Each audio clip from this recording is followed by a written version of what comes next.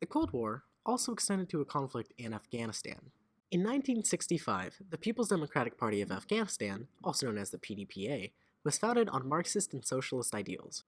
But, in 1967, the PDPA split into two parties: the Parcham, who are for gradual change, and the Kalaks, who want rapid change. This led to difficulties in an already tense Afghan government. In 1973, King Zahir Shah, the last king of Afghanistan, traveled to Italy. During the time he was gone, his cousin Muhammad Daoud Khan led a coup which installed him in power. Not long into Daoud's rule, it became apparent that he would have difficulty uniting the Kalaks and the Parchams. Instead, he focused on Afghanistan's relations with the West. This obviously angered the PDPA. In 1978, the PDPA suddenly unified against Daoud. They started the Saur Revolution, which led the Afghan army to overthrow and execute Daoud. Nur Muhammad Taraki, the founder of the Kalaks, became the new ruler of Afghanistan. As president, he initiated a few reforms, such as the land reform, which attempted to limit the amount of land a family could own. He also added Marxist policies, such as abolishing traditional power, ending forced marriages, letting women get an education, and allowing women to enter politics. Yet, his reforms were very unpopular among the bourgeoisie and many Muslims in Afghanistan.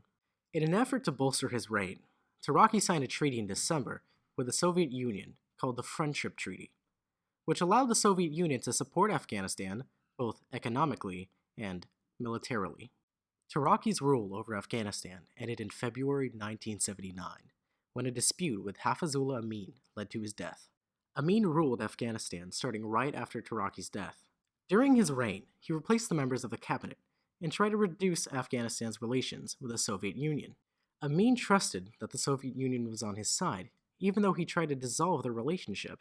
The Soviet Union finally found its chance to justify an invasion of Afghanistan.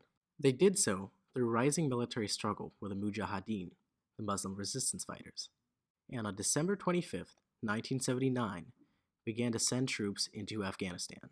The Mujahideen were against this new communist government because communism, in a sense, goes against religion. 2 days later, on December 27th, the Soviets killed Amin and put Babrak Karmal in power. Other countries saw the Soviet Union's invasion as a way to gain strategic land, so nations such as Pakistan, Iran, Saudi Arabia, China, and the USA supported the Mujahideen.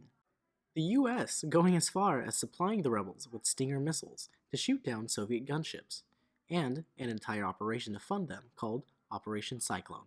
The war went on for 10 years, and finally, after sustaining 50,000 casualties, the Soviet Union finally signed a treaty agreeing to withdraw its troops.